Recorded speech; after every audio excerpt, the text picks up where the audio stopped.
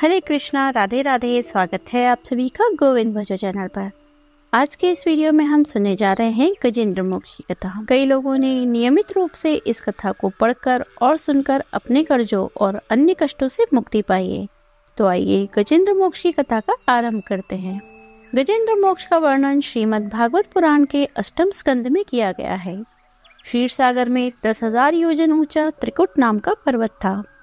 उस पर्वत के घोर जंगल में बहुत सी हथनियों के साथ एक गजेंद्र नामक हाथी निवास करता था। एक दिन वह उसी पर्वत पर अपनी हथनियों के साथ बड़ी बड़ी झाड़ियों और पेड़ों को रौंदता हुआ घूम रहा था। उसके पीछे पीछे हाथियों के छोटे छोटे बच्चे तथा हथनियां भी घूम रही थी। बड़ी जोर की धूप के कारण उसे तथा उसके साथियों को प्यास लगी। तभी वे समूह के साथ पास के सरोवर में पानी पीकर अपनी प्यास बुझाने लगे। प्यास बुझाने के बाद वे सभी साथियों के साथ जल स्नान कर जल क्रीड़ा करने लगा। उसी समय एक बलवान मगरमच्छ ने उस गजराज के पैर को मुंह से दबोचकर पानी के अंदर खींचने लगा। गजेंद्र ने अपनी पूरी शक्ति लगाकर स्वयं को छुड़ाने की कोशिश की, लेकिन असफल रहा। उसके झुंड के साथियों ने भी उसे बचाना चाहा, पर वे भी सफल ना हो पाए।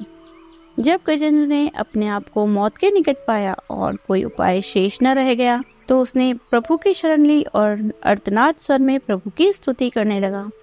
पूर्व जन्म के निरंतर भगवत आराधना के फलस्वरूप उसे भगवत स्मृति हो आई। उसने निश्चय किया कि मैं सर्वसमर्थ प्रभु की शरण ग्रहण करता हूँ। इस निश्चय के साथ गजेंद्र मन को एकाग्र कर पूर्व जन्म में सीखे श्रेष्ठ स्त्रोत द्वारा परम प्रभु की स्तुति करने लगा। गजेंद्र की स्तुति सुनकर सर्व परमात्मा सर्वदेव स्वरूप भगवान विष्णु प्रकट हो गए। गजेंद्र को पीड़ित देखकर भगवान विष्णु गरुड़ पर आरूढ़ होकर अत्यंत शीघ्रता से उक्त सरोवर के तट पर पहुंच गए। भगवान विष्णु को तीव्रता से अपनी ओर आते हुए देखकर गजेंद्र ने कमल का एक सुंदर पुष्प अपनी सूंड में लेकर ऊपर उठाया और बड़े विनम्र भाव से कहा, नारायण आपको नमस्कार है।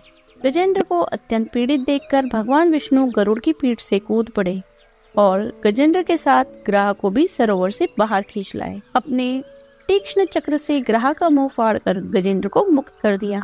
ब्रह्मादि गण भगवान विष्णु की प्रशंसा करने लगे। ग्राह भी दिव्य शरीर का हो गया और भगवान के चरणों में सर रखकर प्रणाम किया। भगवान विष्णु ने गजेंद्र का उद्धार कर उसे अपना पार्षद बना लिया। गजेंद्र की स्तुति से प्रसन्न होकर भगवान विष्णु ने सबके समक्ष कहा, प्यारे गजेंद्र, जो लोग ब्रह्म मुहूर्त में उठकर तुम्हारी की हुई इस स्तुति से मेरा स्मरण करेंगे, उन्हें मैं मृत्यु के समय निर्मल बुद्धि का दान दूंगा।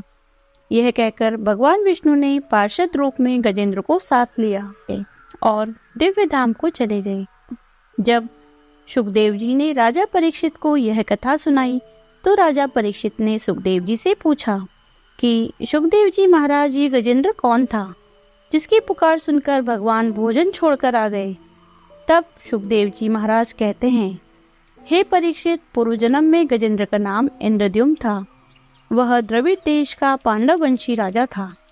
वह भगवान का बहुत बड़ा सेवक था। उसने अपना सारा राजपाट छोड़कर मलय पर्वत पर रहते हुए जटाएं बढ़ाकर तपस्वी के वेश में भगवान की आराधना की। एक दिन वहां से अगस्त्य मुनि अपने शिष्यों के साथ गुजर रहे थे। उन्होंने राजा को एकाग्रचित होकर उपासना करते हुए देखा। अगस्त्य मुनि ने देखा राजा अपनी प्रजापालक, अतिथि सेवा आदि धर्म को छोड़कर तपस्वी की तरह रह रहा है। अगस्त्य ऋषि राजा पर क्रोधित हो गए।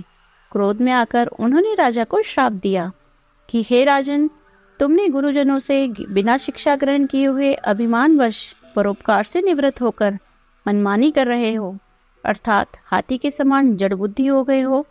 इसलिए तुम्हें वही अज्ञानमय हाथी की योनि प्राप्त हो। राजा ने इस श्राप को अपना प्रारब्ध समझा। इसके बाद दूसरे जन्म में उसे आत्मा की वृष्टि करा देने वाला हाथी की योनि प्राप्त हुई। परंतु भगवान की आराधना के प्रभाव से हाथी होने पर भी उन्हें भगवान की स्मृति रही। भगवान श्री हरि ने इस प्रकार गजेंद्र का उद्धार करके उन्हें अपने लोक में जगह दी। गजेंद्र को जिस ग्राह ने पकड़ा था, वह भी पूर्व जन्म में एक श्रेष्ठ गंधर्व था। एक बार देवल ऋषि जलाशय में स्नान कर रहे थे। उसी जलाशय में वह गंधर्व चुपचाप अंदर जाकर ऋषि के पैर पकड़ लिया और मगर मगर कहकर चिल्लाने लगा। इससे क्रोधित होकर देवल ऋषि ने उसे श्राप दिया और उस गंधर्व से कहा, तुझे लाज नहीं आती? तुझे संत महात्मा का आदर करना चाहिए और तू मखौल कर रहा है और मगर की तरह आकर मेरा पैर पकड़ता है। अरे दुष्ट, अगर तुझे मगर बनने का इतना ही शौक है तो तुझे मगर की योनि प्राप्त होगी। श्राप मिलते ही वह ऋषि से क्षमा याचना करने लगा। तब ऋषि ने कहा, तू मगर की योनि में जन्म जरूर लेगा, लेकिन तेरा उद्धार भगवान के हाथों ही होगा। इसी गंधर्व का उद्धार भगवान श्री हरि ने किया। तो यह थी कथा गजेंद्र मोक्ष की। हिंदू शास्त्रों के अनुसार जब भी आप किसी भयंकर मुसीबत में फंस जाएं, तो गजेंद्र मोक्ष का पाठ करने से भगवान विष्णु आपको मुसीबतों से बाहर निकाल लेंगे, जैसे उन्होंने गजेंद्र को मगरमच्छ के मुंह से बाहर निकाला था। गजेंद्र मोक्ष का पाठ करने से कर्ज और पितृदोष से भी मुक्ति मिलती है। गजेंद्र मोक्ष के पाठ का सबसे अच्छा लाभ पाने के लिए सुबह ब्रह्म मुहूर्त में स्नान करके पूर्व दिशा में मुख करके गजेंद्र मोक्ष का पाठ करें, अवश्य ही लाभ होगा। यदि आपको वीडियो अच्छी लगी हो तो लाइक कीजिए, शेयर कीजिए, कमेंट कीजिए। यदि आप चैनल पर नए हैं तो चैनल को सब्सक्राइब कर लीजिए, बेल आइकन को प्रेस कर दीजिए, जिससे नई वीडियोस की नोटिफिकेशन आपको तुरंत मिल जाए। मिलते हैं अगले वीडियो में। हरे कृष्णा, राधे राधे।